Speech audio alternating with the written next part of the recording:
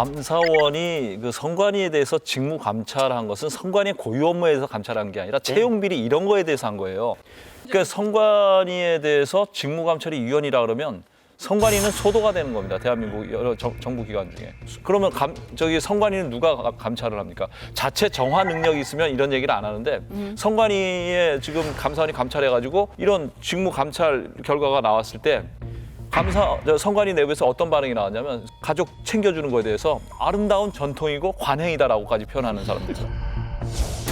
2022년 2월 전남 선관위의 채용 담당자 A 과장은 경력직 채용 응시자 명단에 만 35세를 넘는 생년월일에 파란색을 칠해 면접위원들에게 배부했습니다.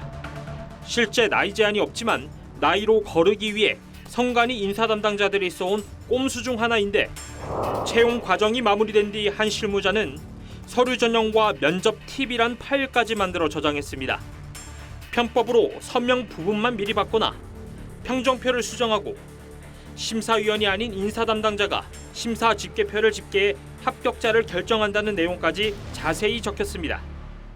서울시 선관위의 A 과장은 2021년 경력직 채용 때 내부 면접위원 3명에게 점수를 연필로 기재하라고 한 뒤 외부 면접위원들이 귀가하자 점수를 고쳤습니다. 다른 응시생 2명이 떨어졌고 고위 간부의 자녀가 뽑혔습니다.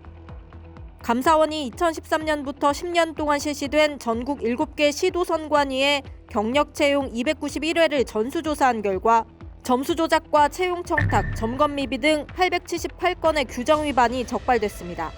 중앙선관위 인사 담당자가 선관위는 가족회사, 선거만 잘 치르면 된다며 특혜 채용을 묵인한 걸로 전해졌고 감사 과정에서 믿을 만한 사람을 뽑기 위해 친인척을 채용하는 전통이 있었다는 궤변을 내놓은 직원도 있었습니다.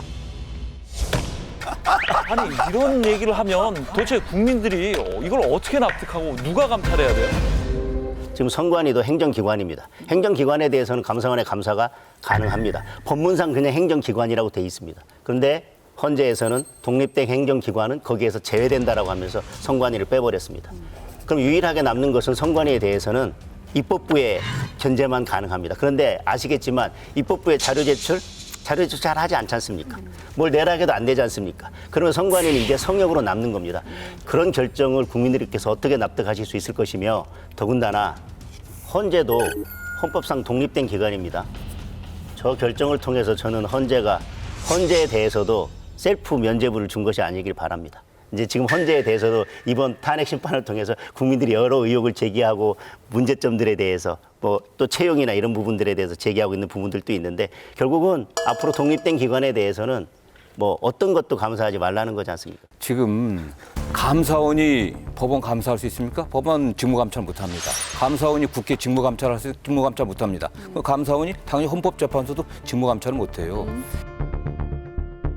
저는 선거 관련도 마찬가지라고 생각합니다. 물론 당연히 선거 관련한 내부의 그 불법적인 문제에 대해서는 좀 국회의 책임이 크다고 생각합니다. 국회가 제대로 좀 감사를 하고 통제를 했어야 되는데 자료를 제출 안 하면 자료를 제출할 수 있게 만들어야 되는 문제지 감사원이 선거 관련해서 일상적으로 감찰할 수 있는 권한을 준다고 하면 그 선거 관련의 중립성과 독립성이 훼손된다고 봅니다. 그러면 정 의원님 그러면 선관위가 언터처블된 거를 제어할 수 있는 게 국회다. 네. 근데 국회의원들은 누구보다 선관위의 눈치를 보잖아요. 현수막 하나 걸 때도. 근데 그게 가능할까요? 저는 가능하다고 봅니다. 그거하고 별개의 문제고요. 네. 이건 국정감사할 때 관련된 선거 관련회가 충분한 자료들을 제출하지 않는다고 하면 그거에 대한 자료 제출할 수 있게 강제할 수 있는 제도적인 장치를 만드는 게 필요한 거지.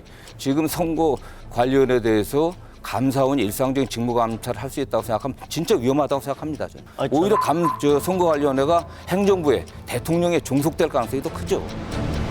저는 국회에서 모든 것들을 들여다보고 제어하는 데는 한계가 있다고 생각합니다. 지금도 그래서 뭐 선관위는 더 뻔뻔스럽게 우리는 아무것도 응할 수 없다라고 하고 있는 그 기관에 대해서 그럼 어떻게 충실하게 실질적으로 견제하고 감시할 수 있겠습니까? 저는 국회가 선관위를 모든 걸 다 견제하고 감시한다고 하는 것은 정말 어려운 것이고 지금 말씀하신 것처럼 국회의원 한 명 한 명이 다 중앙선관위뿐만 아니라 지역의 선관위 공무원 한 명 한 명까지도 눈치 봐야 되는 상황에서 실질적으로 현실적으로 통제가 가능하다고 하면 저는 가능하지 않다고 봅니다.